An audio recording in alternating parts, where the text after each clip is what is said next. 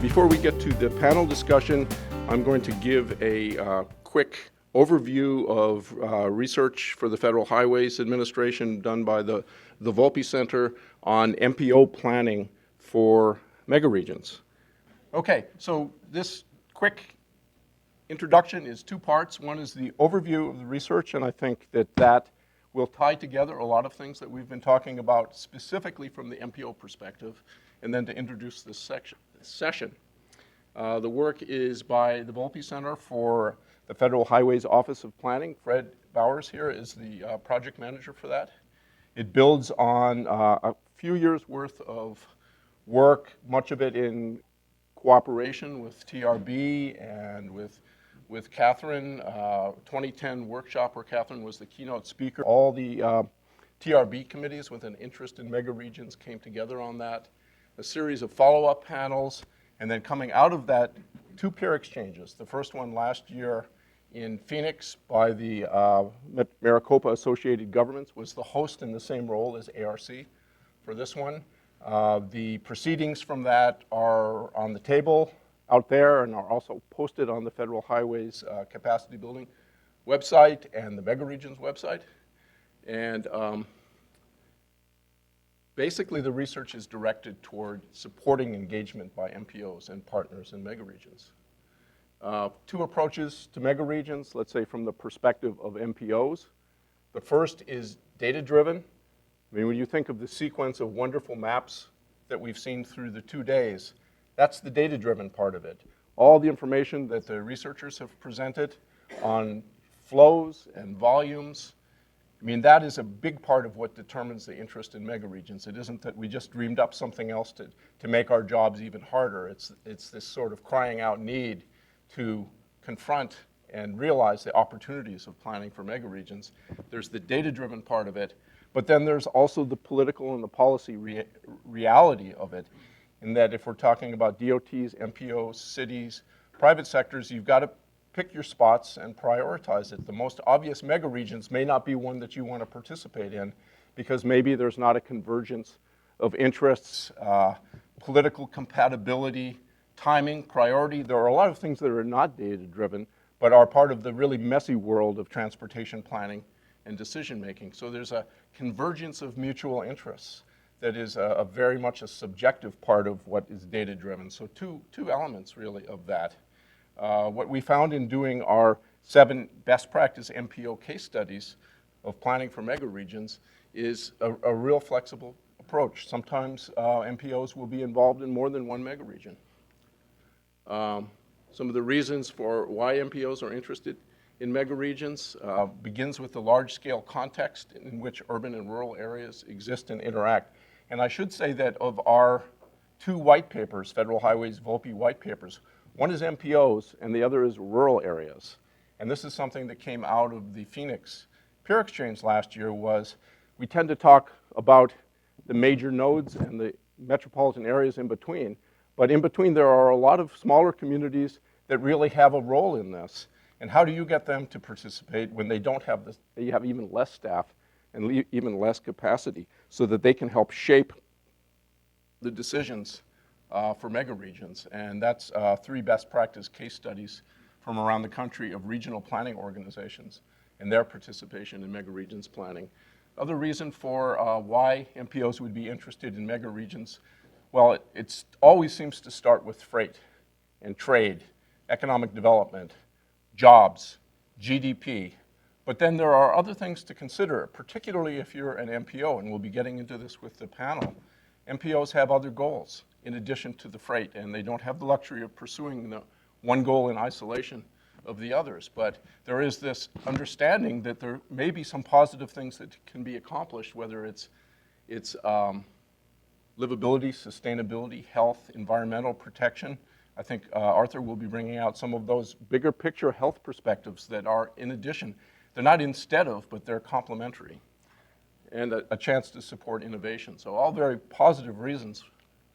Our case study MPOs, I think we probably, the way Catherine keeps updating that map, we've got to make sure we can get the latest and the best of those maps, but we were very happy of whether it's the 10 or the 12 Megaregions, we were able to do MPO case studies on 7 of those. And those we've called our best practice national examples of the role of MPOs in megaregions. In terms of, this was something I was talking to Tiffany a bit at the break, the idea that there is this planning process, there is this federally defined planning framework that really is it's really the floor, not the ceiling of what MPOs and DOTs do. It looks very complicated, but if you look at the highlighted boxes, you see that every MPO and every DOT does a long-range plan that's give or take 20 years out. It does an investment program called a TIP or a STIP. Now with MAP 21, there's an emphasis on performance management. You can find that with every MPO, with every DOT. It's really their business model. And if you want to try to fold in consideration of megaregions, fold in freight planning for megaregions, you could say those are the sweet spots, and those are the decision points. And if an MPO is really serious about thinking about megaregions, it's within that model. And those are where the opportunities are. We looked at the existing federally defined planning process, and we found a lot of spots. And I should highlight Haley, who's done a lot of this work. There are really very promising places within the MPO planning process where MPOs could be considered. And this is within the existing standard structure around the country. Within the board, within formal agreements, there's nothing to prevent a megaregion-oriented agreement between the MPO and neighboring MPOs or DOTs or private sector. There's a lot of flexibility there. Board membership and votes. I think we had some good examples from MPOs yesterday. I think the Hampton Roads with the Virginia ports being on the board, and I think actually having a vote on the board. The visioning and scenario planning is not an absolute requirement, but it's an encouragement. And when you do vision and scenario planning, you're going long. You're looking not just 20 years, 30 years, 40 years. You could look, there's no restriction there. And also what you can fold into that is very open-ended, so that often you can bring in some new ideas there that are much less threatening and challenging. Perfect place for megaregions.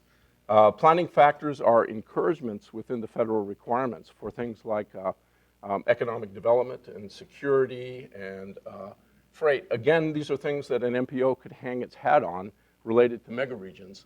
The Unified Planning Work Program is where the MPO presents its planning work, the data collection. There's flexibility in there with our best practice MPOs. We're able to use some of those funds for planning-related work for megaregions. Congestion management, I mean, so many of the examples we've been hearing during the workshop have been related to reducing congestion and even going beyond reducing congestion to reduce the kind of variability that is, as we said in the opening themes, our enemy.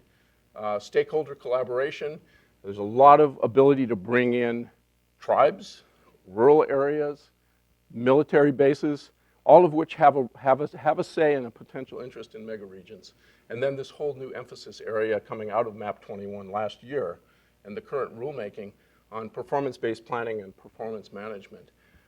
The question, how to adapt for megaregions? And I think if we were to do another set of case studies, I think what we would see is maybe some initial thinking there. Stages of a framework. Catherine mentioned the value of thinking through what a complete picture looks like. And at least from our research and for MPOs, what we found is a sequence of things. And this is looking at the 7 MPOs that we did the best practice case studies on. There's really a sequence of activities here that are MPO activities. And these can be applied to megaregions.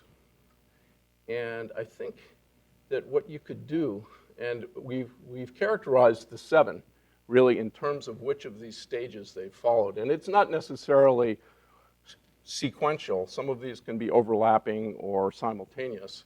But I think what ends up happening is you get a line right about here. This gets to be the hard part.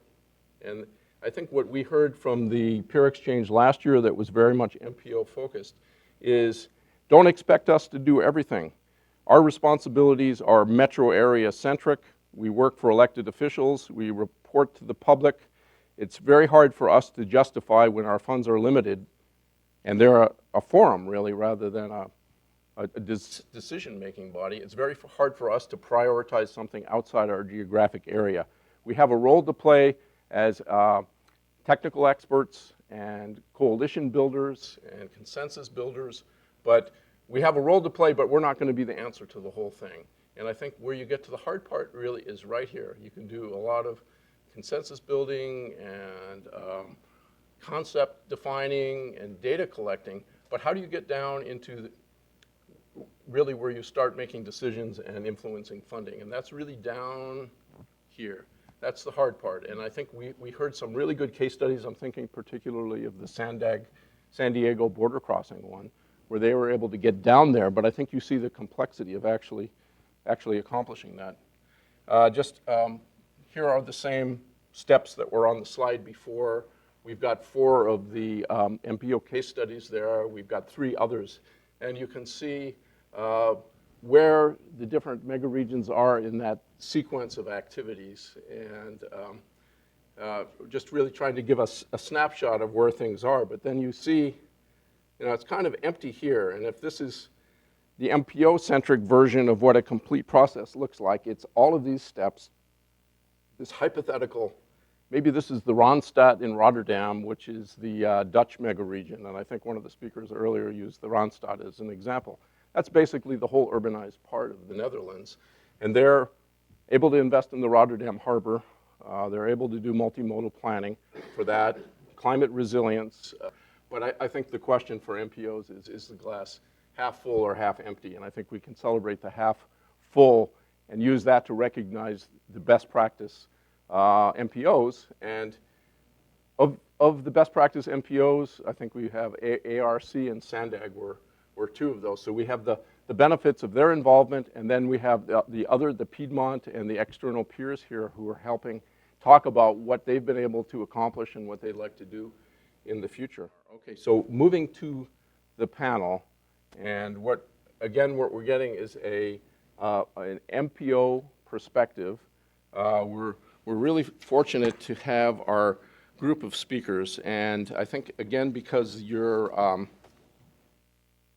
program gives complete bios of folks, I'm going to just very, very quickly mention that we have Michael Skipper, who joined us today, who's the director of the Nashville MPO, and we heard about the Nashville MPO yesterday, and Michael Kray, who's done yeoman's work helping organize this thing on the working group, talking about freight and livability in the Atlanta region.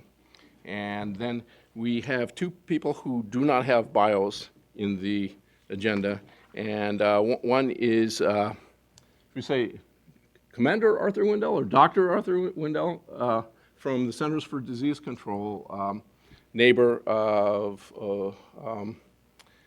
in Atlanta, and Arthur is someone that I've had the benefit of working with on a range of different projects for several years. An MPO planning and health report similar to the Megaregions report that we have examples of on the table. So Arthur's been very involved in that, and a non-motorized pilot project doing health benefit analysis of that. But Arthur is the team lead for the Healthy Community Design Initiative at CDC within the Center for Environmental Health. Arthur was trained as a family physician, joined CDC as an epidemic intelligence service officer, which I guess qualifies him for wearing this very impressive uniform. And he now leads a group that uses public health strategies to help improve transportation's impact on the problems he frequently saw as a family physician. So Arthur brings this health perspective at a national policy level, built environment and health, which is great. And we also have Rich Denbow, and Rich is the Director of Technical Programs at the Association of Metropolitan Planning Organizations, AMPO, where he assists the MPO community with technical and policy matters related to transportation planning. And I think this group is going to begin with informal thoughts from both of the Michaels, looking at megaregions, looking at the freight challenges we've been dealing with 2 days, and adding a perspective of that MPO's priority on another high priority goal for each. In the case of ARC, livability and livable communities. In the case of Nashville, health. And we heard a bit about that yesterday, but these are 2 star MPOs nationally in terms of those particular goals and the ability. It's sort of like chewing gum, walking and talking at the same time. MPOs need to be able to pursue multiple goals and trade off things. So if you want MPOs to be key players in megaregions, they've got to balance that. So I'm going to turn it over first to Michael ARC and then Michael Nashville for some comments. Thank you, Bill. Well, I guess what I'm going to do is ask some questions, and then Arthur can give the answers.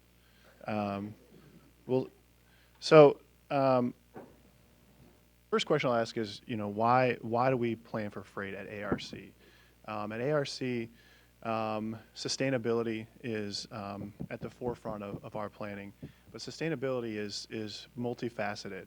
You've got environmental sustainability, you've got social sustainability, as well as economic sustainability. Quality of life, that's right. In terms of freight, we tend to focus on the economic sustainability portion of it.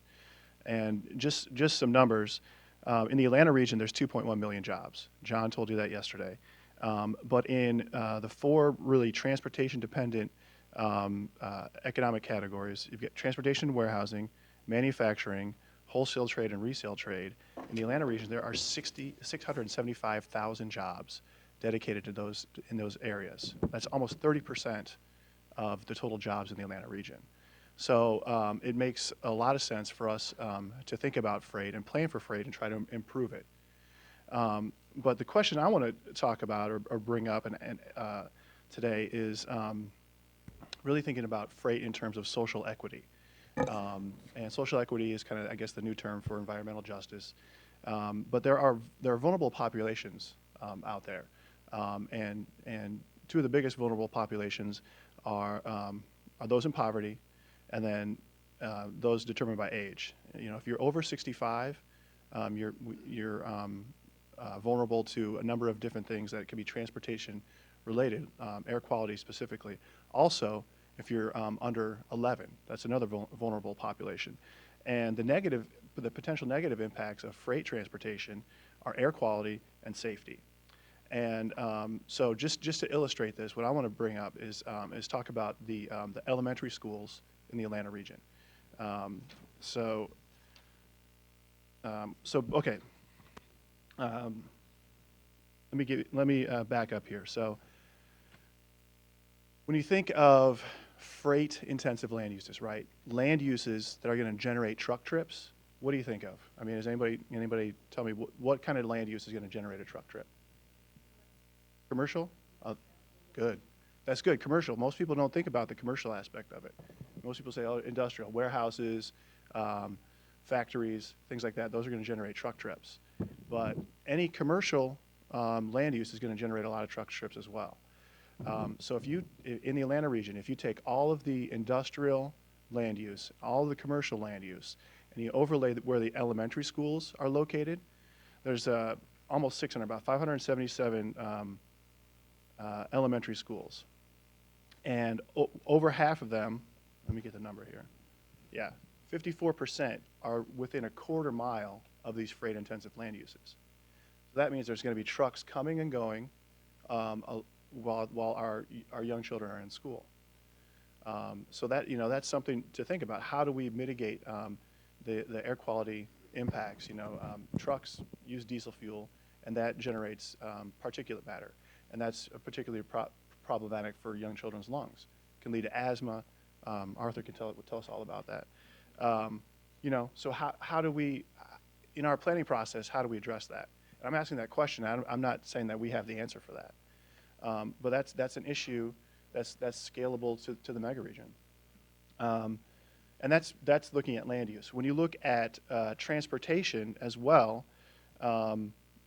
we recently completed a truck route master plan in Atlanta, and we designated a set of arterial routes as truck routes. And so I did a quick analysis on that, and of all those elementary schools, there's over 30%, about a third of them, that are within a half mile of those heavily used truck routes. And you're going to see a lot of diesel emissions from there as well. So it's a land use question, it's a transportation question, these are the things that we should be thinking about as we're talking about freight, over and above the economic impact of it. So that was my food for thought. Food for thought. No, just good questions. We don't have to have answers. Food for thought. And Michael, Great. Nashville. Thank you. Sorry to miss yesterday. I missed a powerhouse lineup of speakers, and I regret not being able to make it to be here with you, but hopefully Mary Beth served us well on short notice. She was sort of told the day before that she'd be making a trip to Atlanta. So hopefully that came over okay. My food for thought, which is very good timing because I'm starving, is about health as another issue that may translate to the mega regional scale. So I'm going to talk about three aspects of health. One is I'll define what health means to us in Middle Tennessee at the Nashville area MPO, why we care about health beyond the obvious reasons, how we operationalize our activities around health and thinking about health. And then my final note will be on my perspective on MPOs as a way of setting up conversation about defining the MPO role in the mega regional conversation about health and other issues. First, in terms of health, health to us is a goal, obviously, but we've worked really hard not to compartmentalize our health planning efforts into a functional planning area more than anything else, and we treat freight the same way. This is a lens through which we see everything, make all decisions. So whether we're working on something that's directly related to health or even freight movement, in the case of freight movement, even if we're thinking about investing in a greenway, we think about the consequences that that investment may have on the ability to move freight through the region or within the region. That's a horrible example probably to pull out of the air. But the idea here is that freight, issues like freight, goods movement, and health are not functional planning areas, but lenses through which we see the world and make decisions ultimately. Health to us is safety in transportation corridors. We all know accidents lead to the #1 cause of death among a large part of our population. So safety in corridors and within our communities, safety from roadway vehicular accidents, but also crime. Health means clean air and water. Health means access to health care and healthy food. It means equal access, so this idea of social equity, equal access to prosperity. There's a huge psychological and mental health component to that. Health means providing options for active living and physical activity. Health also means, well, I said that sort of this idea of social equality and having a community free of discrimination plays into the way we think about health. In terms of why we care about health beyond the obvious reasons of sort of what it means to our quality of life, we understand this is the issue of our time, of our generation, in terms of the cost burden to companies and individuals, local governments, but also to our national economy as a employment base. The Nashville region is the premium corporate healthcare cluster in the nation. So healthcare provides a tremendous amount of our GDP and employment base. So we care about it from an economic standpoint, in addition to, from a job side of the equation, in addition to the economic impact that poor health has on our pocketbooks. We also care about health as an MPO because what we found is that many of the solutions that improve health in communities are solutions that we are trying to advance anyway.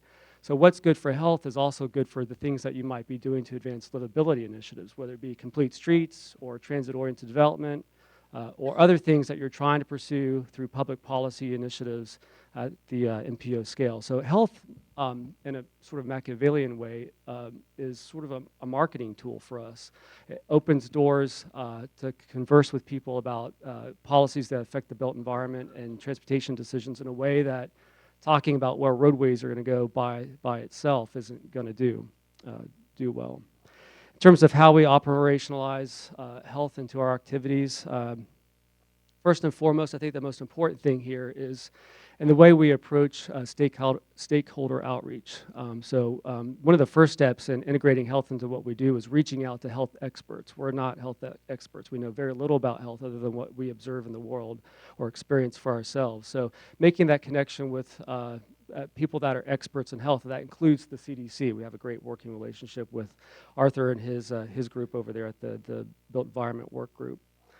Making connections with our Chamber of Commerce. We don't do anything without working with our Regional Chamber of Commerce, which represents a lot of the healthcare companies in our area.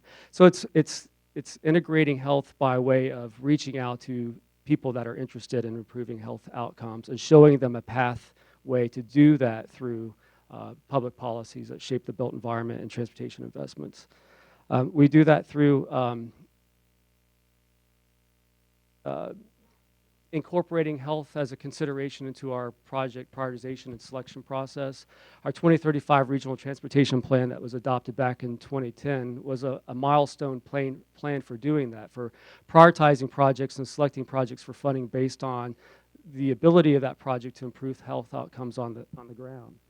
We do this also through putting our money where our mouth is by setting aside money for minimum investments in projects that we know to improve health outcomes on the ground. And these typically tend to be active transportation projects, so projects that improve walking and biking and transit opportunities within communities that we know have high rates of health disparities. I mean, these are very targeted investments, and if you don't set aside funds to do those things specifically, they may not otherwise happen. So the set aside of funds to do these, to make targeted investments to improve health outcomes is another way we approach this. Two more things, and I've got documents to prove that we do this. One is that we've begun doing health impact assessments on projects of regional significance or projects that we think have an opportunity to improve health outcomes pending the way they're implemented. So for example, we did a health impact assessment on a proposed transit-oriented development along a commuter rail line. It seems like sort of in a default way that would improve health outcomes being a transit investment. But we found through the health impact assessment that there were a variety of paths that, of implementation for that TOD that leads to different rates of improving health. And so that health impact assessment allowed us to communicate that to local planning departments that control the land development regulations and also to the developers to help them with the site planning process to optimize health impact. The other thing that we're doing, and we just finished this $1.2 million 10-county research effort. This is the second time, I think, in our nation's history that health has been incorporated into a regional household travel survey, the first being by ARC back in the early 2000s. Actually, I had the privilege of being a consultant on that project, and now we're able to implement it here in Nashville. But this is a huge data collection effort that goes out there and collects daily travel behaviors of residents throughout your region, combines those travel characteristics with socioeconomic information. And what we've done is asked health questions of all the respondents in that sample, and then for a subsample, outfitted folks with GPS and accelerometers for multiple days to measure their levels of physical activity, how they travel, how they ate, so that we can understand better locally within our context the relationship between health and the built environment and how people live and get around Middle Tennessee. Thank you. Arthur? Thanks, and I'm gonna stand up if that's okay. Been sitting a little bit too long, but I think that we're all here, and I pointed to this earlier when Michael was talking. We're all here to try and deal with this quality of life issue, and trying to improve things for the people that we serve, to make our communities better, so we can live happier and healthier lives. And as we look out the window, these are some of the environments that we want to see happening, places where people can walk, where people can go get physical activity, and with environments that have sidewalks in place to help protect pedestrians. And that's kind of that's kind of one of the goals from the public health standpoint, is to try and be able to bring those environments to people so they can get the health benefits of them. You know, whenever we're kind of journeying down the rabbit hole, right? So I'm the last one, and I'm the health person in the room. So whenever I come to these meetings, I'm somewhat concerned about how to engage and how to interact and kind of make sure that we all can understand one another. And I'm happy to see that there's at least three things that go on. First of all, I have this fundamental understanding that people in planning and transportation are more cool than some of the medicine and public health folks. And I learned that early on. One, my wife is trained as a transportation planner, and two, at the end of the week on Fridays, when she was going to graduate school and I was going to residency, in my building all there'd be is like leftover smelly medical waste. In her building, at the bottom of her building, there'd be a keg of beer and all the students sitting around, and for $10 you could have beer for the entire semester. So that's number one reason. The second reason is that I'm a public health service officer, and we've had a history of this connection with freight and commerce for a long time. It's actually one of the reasons why the U.S. Public Health Service was founded in the late 1700s, is to ensure that as we move freight through our ports, that we didn't also move diseases through our ports. So the Public Health Service had a role of kind of protecting health and interacting with commerce. And at that point in time, we were also concerned about making sure that, we protected health but didn't interfere too much with the economic development that occurred. And looking at our cities today, I think that we've all partnered in order to do a good job. And the third reason, public health is kind of set up similarly to some of the challenges that I'm hearing with megaregions. Our structure is, we've got CDC at the top at the federal level, but the people that are really running the show are those in the state and local health departments. So most states have a state health department, and they also have local city or county health officials. And so we have the same sort of jurisdictional issues as you do. And we also have the same challenges of diseases going from one region to another region and completely disobeying any jurisdictional boundaries that may be put into place. And it's not just infectious diseases. As you saw yesterday from some of the maps, it's chronic diseases, it's air pollution and asthma. All these sorts of factors tend to stay together. So why healthcare, and why is this important as well? One of the reasons is that healthcare is taking up a larger and larger chunk of our economy. Right now, it's about 18% of U.S. GDP. That represents over $2.5 trillion going to it.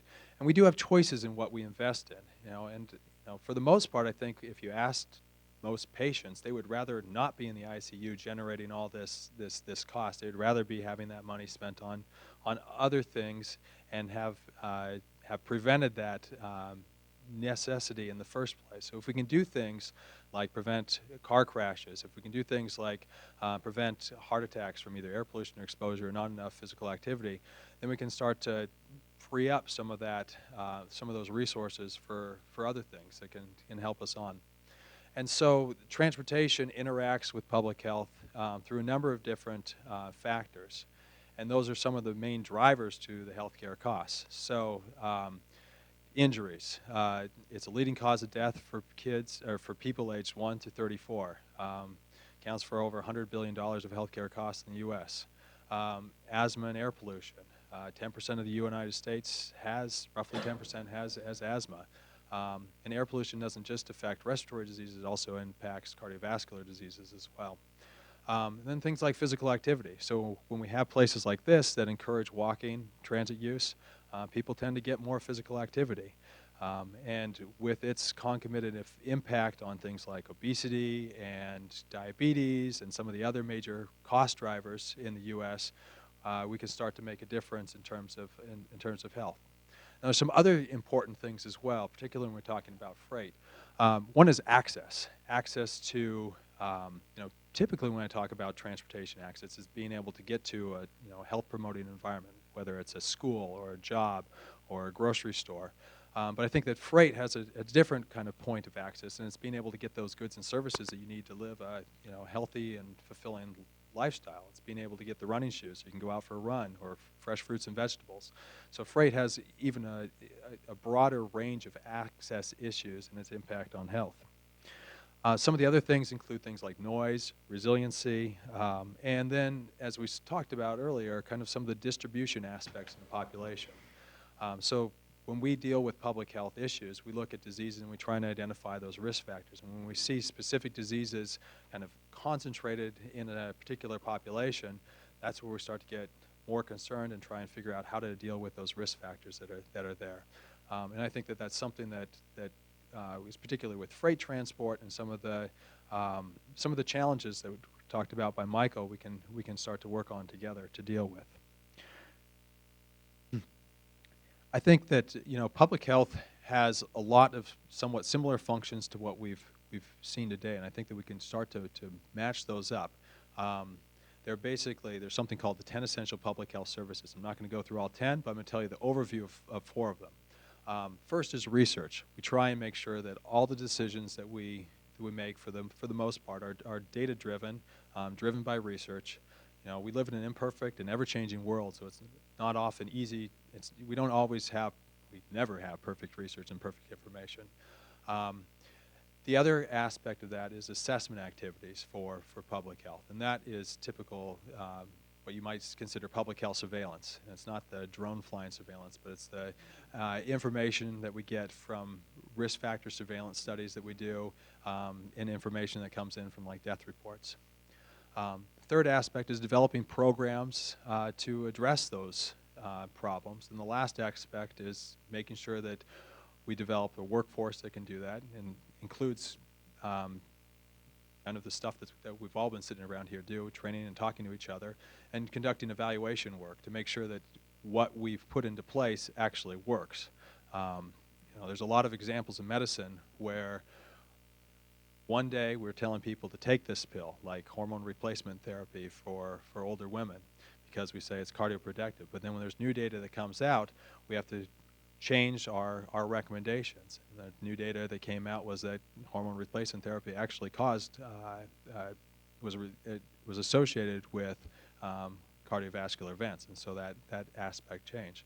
And so it's the flexibility to look at that data and to make changes based on that data, and know that you're kind of moving forward and using the best available possible. So there's a couple of different things that were mentioned, and I want to highlight them of where we could potentially go. One of the things that Michael mentioned was health impact assessment. For some folks that may be a scary word, but what HIA is it's a voluntary in the United States system of looking at a particular project or program, identifying through looking at the data, through looking at the surveillance, what are the potential health costs and benefits of a particular policy or program, and basically either making recommendations or stating what they are, so people who are making decisions can use that information to plan better. And the other potential area is just with data itself, as there are planning processes that are out there to look at some of the public health data that is also in existence, so we can start to identify, are there vulnerable populations in a particular area? Are there things that we can do to improve physical activity if we're thinking about freight planning? Are there people walking in a particular neighborhood that may be disturbed by freight traffic, and we might be able to put it in a different place? So I think that we all share this idea that data and that information can help us make better decisions into the future. So one of the themes about this conference was that there's a lot of growth that's both expected and ongoing in this arena, and perhaps by inviting public health to the table, as you've done with me throughout this conference, we can help both work with each other to make sure we plan as best as possible we can for the future. So thank you. Thank you, Arthur. Okay, and the concluding comments fall to Rich. Get the honor. 2 quick points just to start with. First, I want to thank you, Bill, and ARC and Georgia Tech for inviting MPO out to participate in this and to speak. I've learned a whole lot. I've learned a great deal, and this is a very important issue. And I remember at a TRB, I'm on the TRB Metropolitan Committee, sometimes known as the MPO Committee. I think it was 4 years ago, we were going around the room talking about priorities for federal research, and Megaregions was one of them. And so much work has happened in that time, so that's great news. The second point I'll make really quickly is that freight is a very important issue to AMPO. It's important to our members, and it's one of the 2 priority items that we will be focusing on as we address MAP 22. The other, of course, is funding, but the whole freight program is going to be a key issue for us. So another good reason to be participating in this for AMPO. We're working on a freight resolution now that will call on Congress and the administration to give MPOs more of a role in designating the National Freight Plan. We are disappointed that an MPO member did not get a seat on the National Freight Advisory Committee.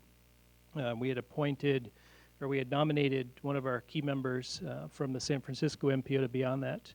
And that didn't happen, but we have talked into that group, and they're forming several subcommittees which will have MPO participation. So freight is very important. Thank you again. There were some good questions yesterday that were asked. Not a lot of good answers so far, but that's okay because we're all learning a lot about this issue. But some of the questions were, how does an individual MPO in a mega region sell the idea of coordinating with other MPOs, and what are the opportunities and pitfalls from that? And how do you coordinate and focus on priority items within a mega region? Those are all good questions.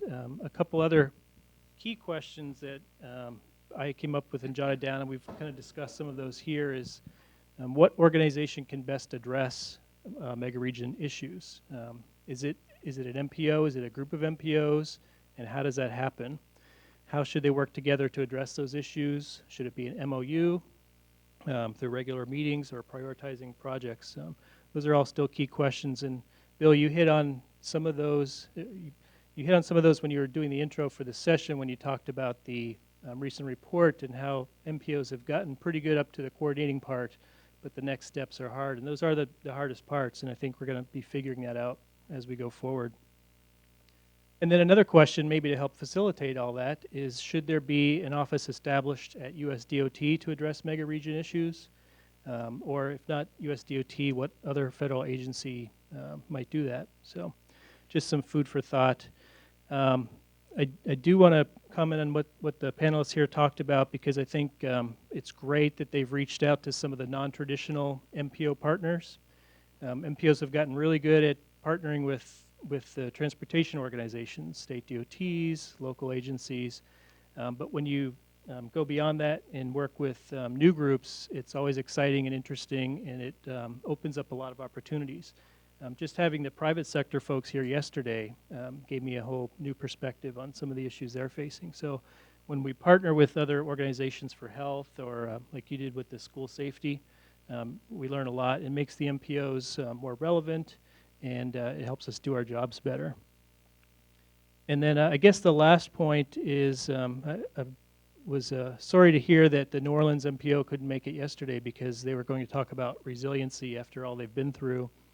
And that is a key, besides freight, that may be one of the key issues to address on a mega region scale, is how do you prepare for events, major events, natural disasters, and how do you recover from those, and what is the role of MPOs in that on a mega region scale? So again, a question, no answers, but I think we'll figure some of these things out as we go along. Thank you, Rich. And on that, again, on that resilience topic, reminder of the TRB session on MPO planning and resilience that Rich has helped plan.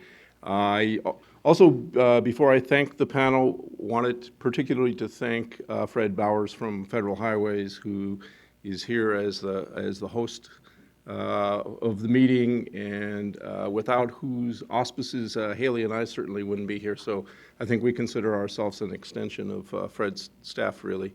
I'd like to thank the panel for doing their job, which is food for thought. I mean, it's their role is to really challenge us to broaden our thinking. So I'd like to thank all the panelists. Okay. Now, for the easy part, back to Catherine to lead conclusion.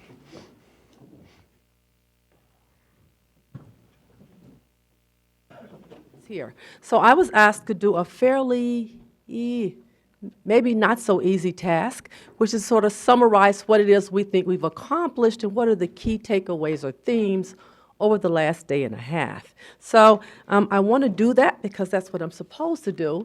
And then, of course, I really want to offer the opportunity for the persons on stage, Jane Hayes from ARC, Dave Williams, the Atlanta Chamber, and of course Fred Bowers, to have the opportunity to make whatever comments as well.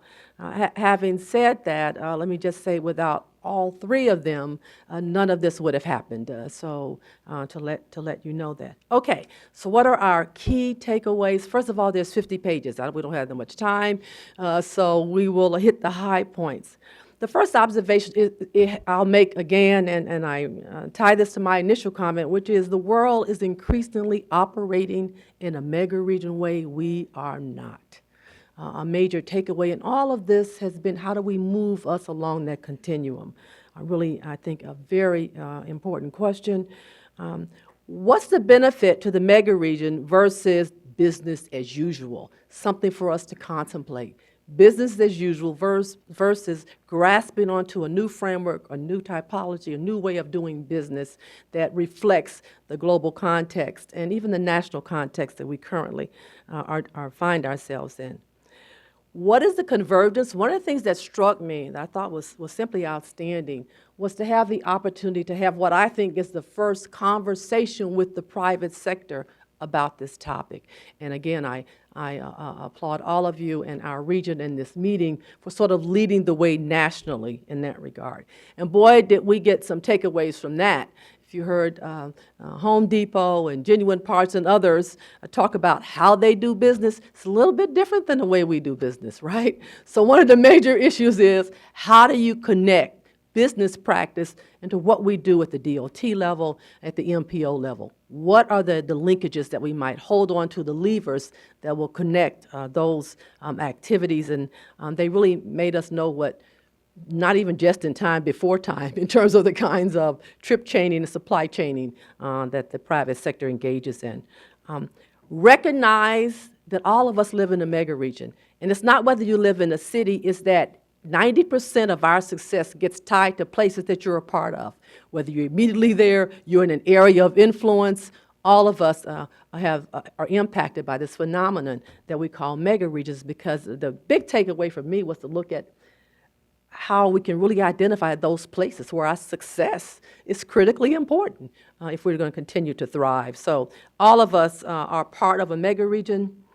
The other observation, and this is something I've been on for a long time, is that all corridors are not created equal. There are some, if they don't work, it's okay. There are others, if they don't work, it is not okay.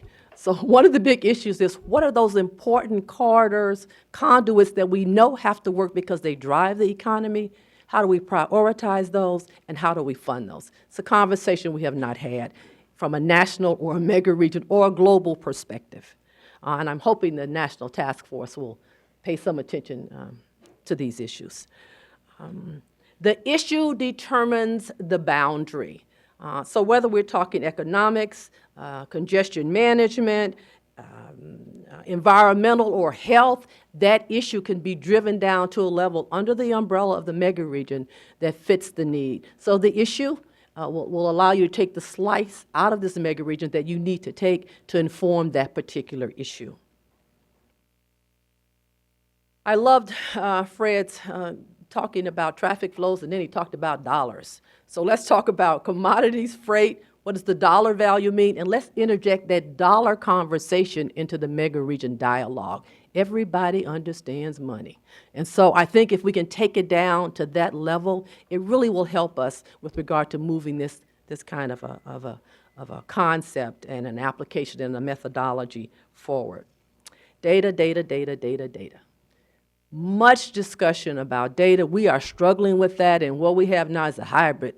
use a little bit of the federal data, right, and a little bit of the state data, and we buy private sector people who collect data, and we put that in our models. And so we're brokering this approach because it's simply not there.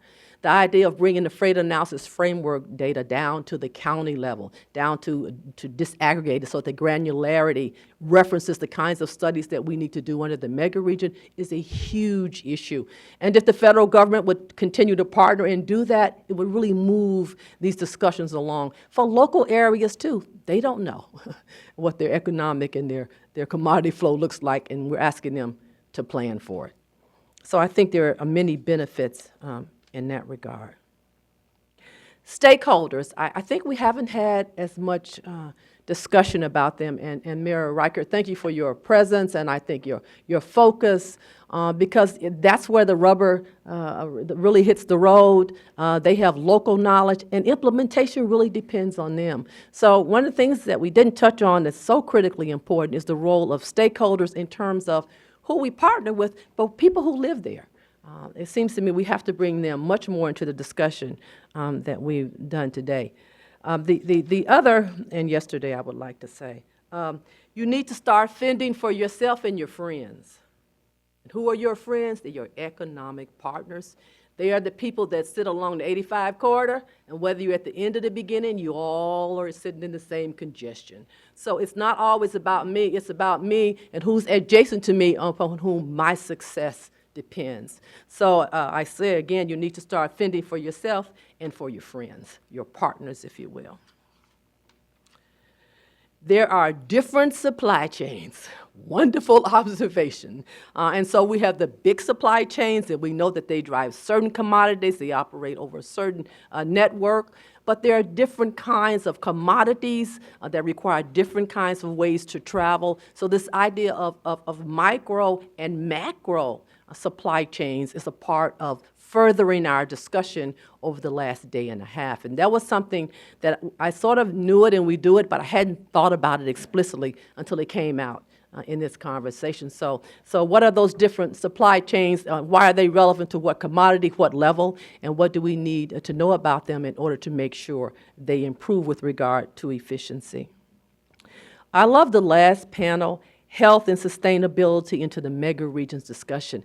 I feel like given where we are in mega regions, if we can do that, we're getting ahead of the game. Boy, is that rare, right? Not behind, not trying to recover, but actually driving that discussion as a major part of this whole mega regions framework. And certainly if you look at freight and the contribution and the impact of transportation on health, that linkage is just very, very obvious. And so those contributions are really, I thought, quite relevant to what we're trying to do, which is to improve quality of life and our economic status, it seems to me, simultaneously.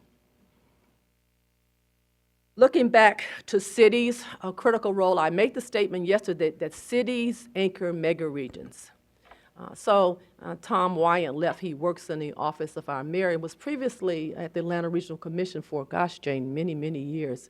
So we're lucky to have someone in the mayor's office who understands sort of the implementation side as well as he's getting education on the political side, is what he's said to me quite recently.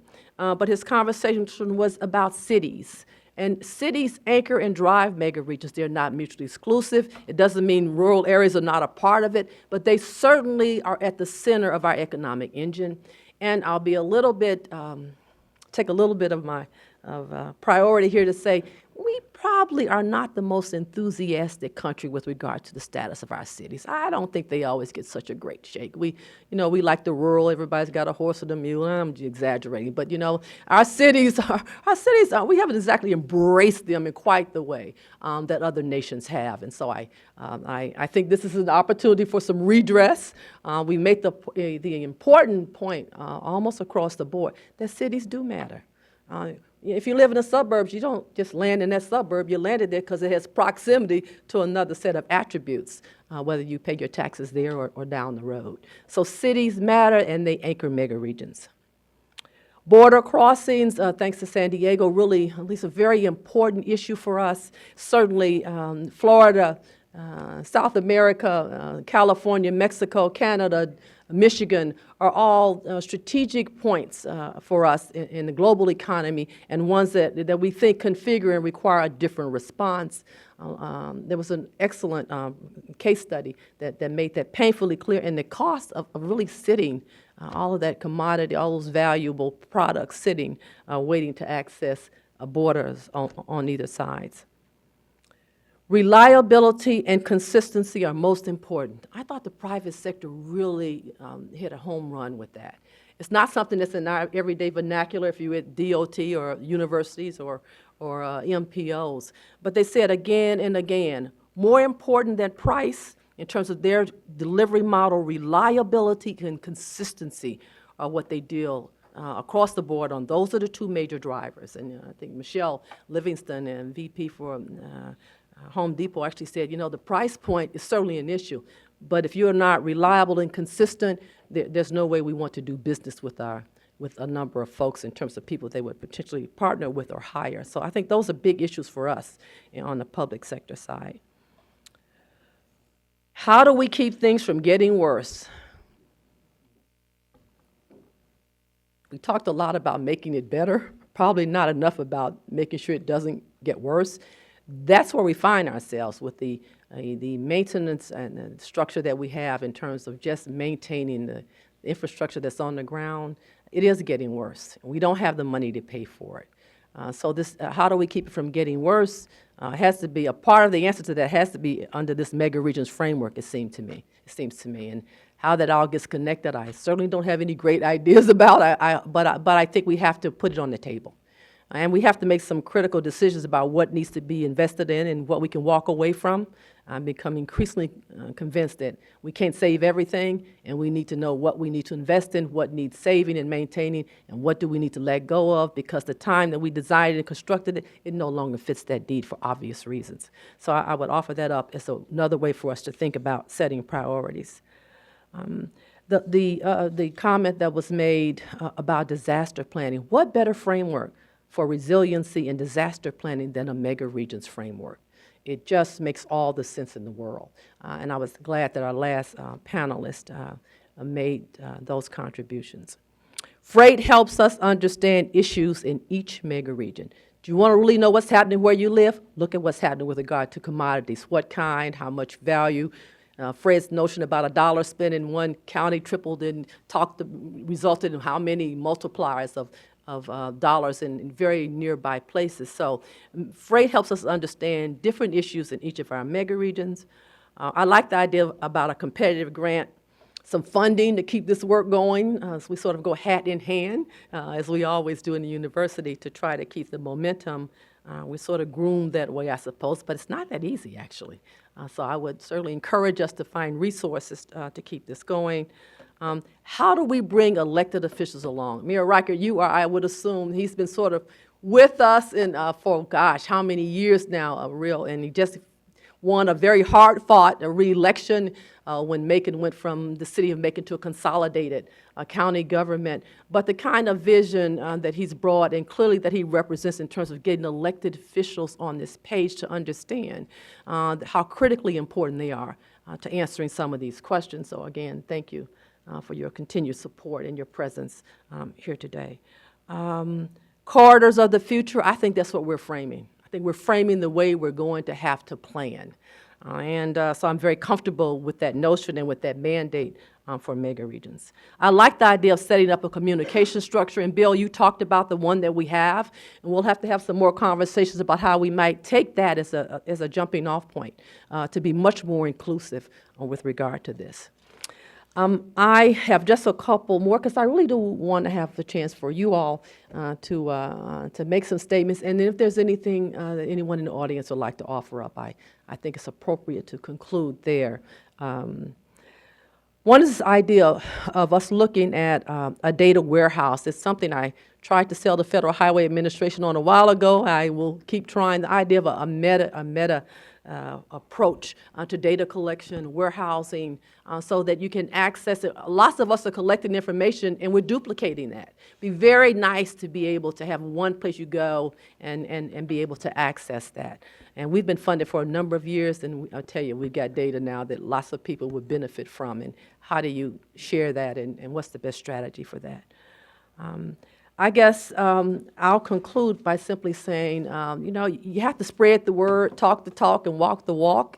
And that's what this Megaregions proposition is. You're all now commissioned to go out and spread the word relative to the kinds of challenges and opportunities that the Megaregions offer. And then I will conclude, but I wanted to particularly thank the people at the Center for Quality Growth and Regional Development, because they have done a fabulous job in concert with our partners, but they really have carried this on their back. And so Sarah and everybody who works at the center, from me to you, thank you.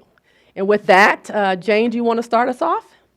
Sure, and I know you all are hanging in there. You're troopers, and I'm with you. I'm getting a little antsy myself, so, but I do want to make some comments that I think are important, and I have a confession to make.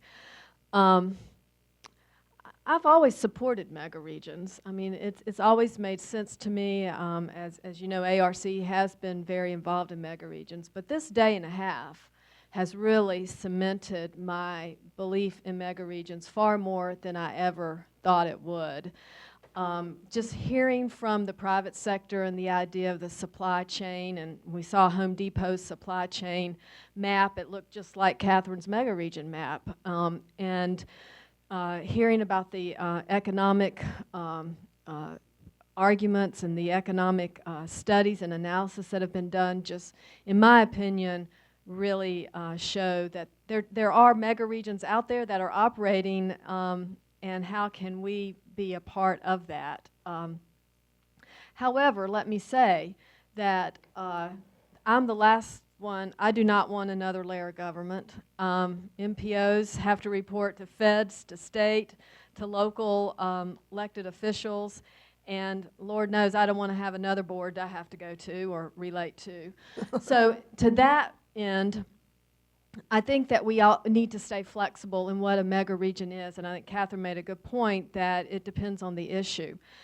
The single state megaregions have it seem to make a lot of sense in some ways, because they can look at a megaregion from a state perspective as just a subunit of the state, whereas those of us that are in a multi-state megaregion have a little more difficult and complex way to deal with this. And you know, one simple way is for the MPOs in these areas to get together.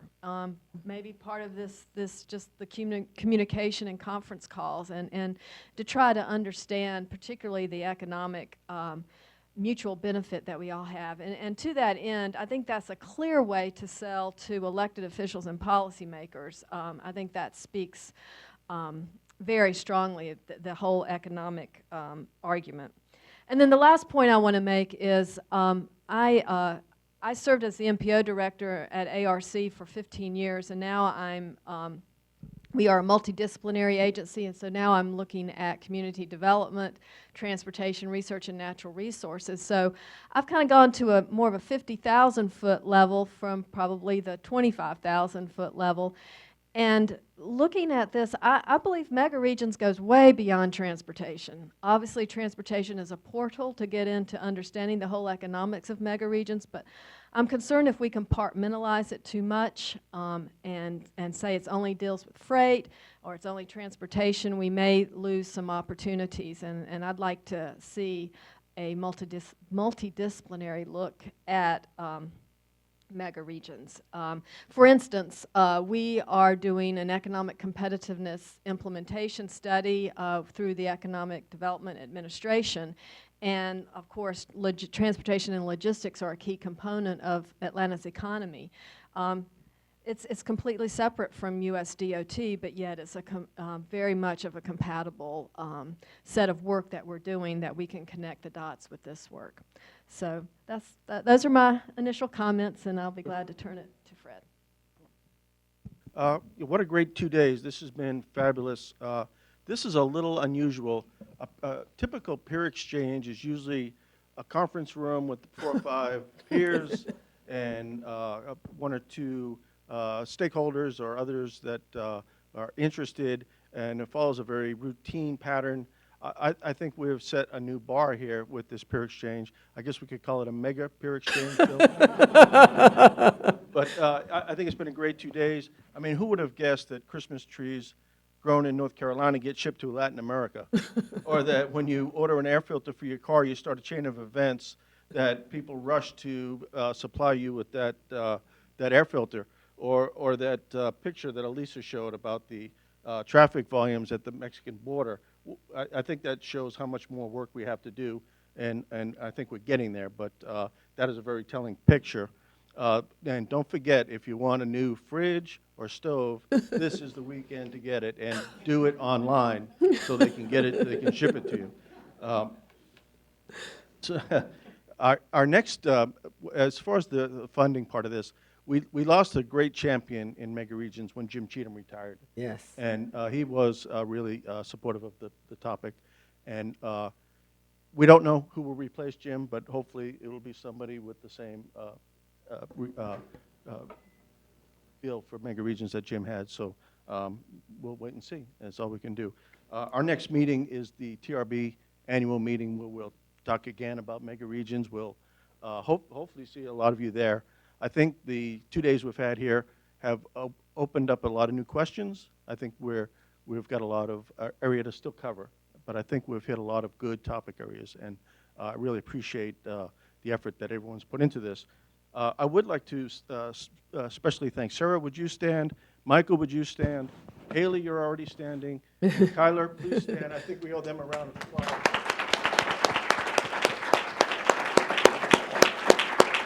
Very good. Great job. Great getting to meet you finally, too. I also think we need to recognize the note takers in the back. Would you please stand? Yay.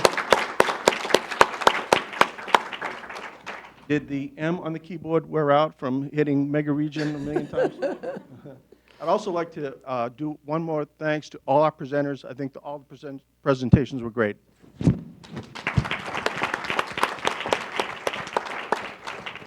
And of course, our host, ARC, Jane, on behalf of Federal Highway, thank you very much. And it was a very great setting, beautiful backdrop behind us, the great city of Atlanta, a really beautiful, beautiful setting. Thank you very much.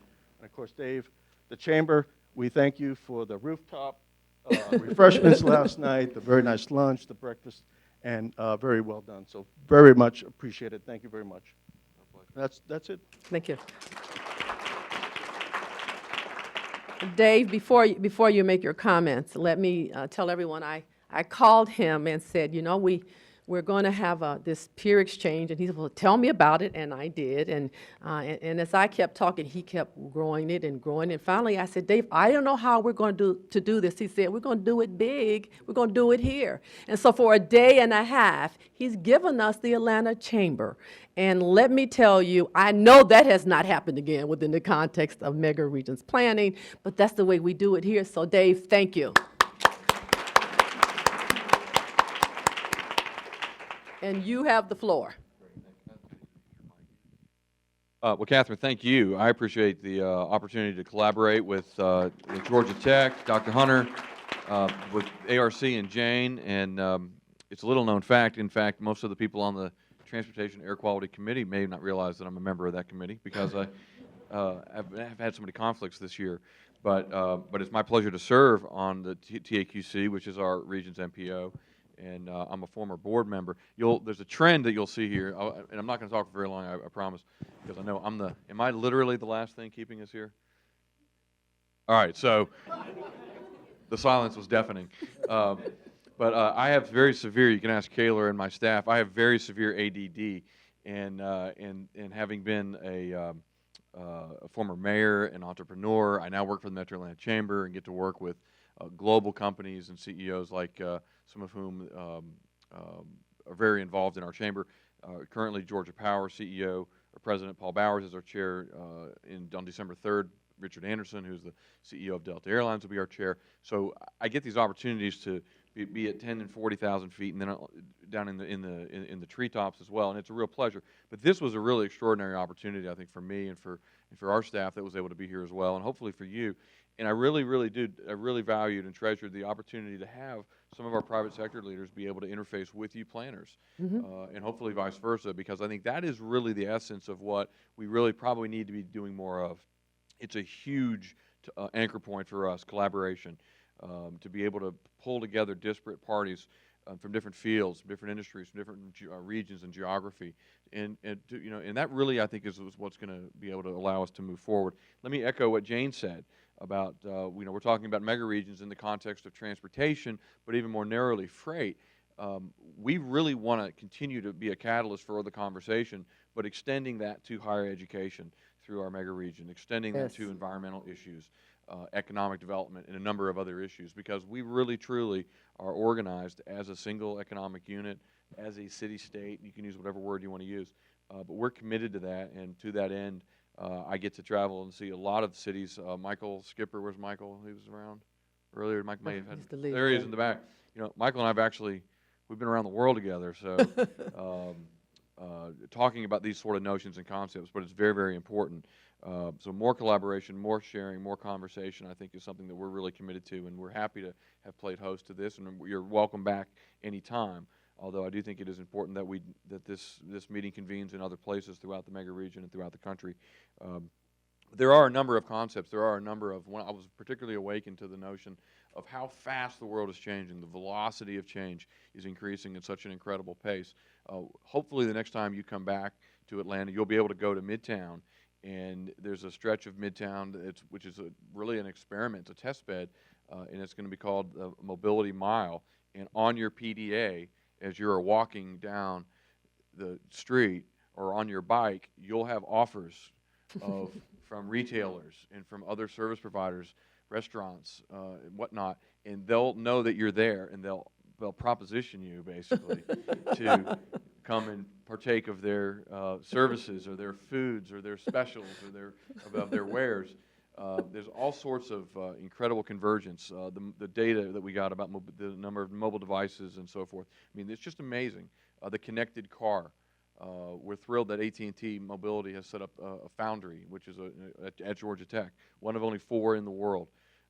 So we're really hoping to be on the leading edge of innovation, and groups like this, having those conversations, is just so important. So it's our pleasure to have hosted you. We hope we wish we could have done better on the weather last night.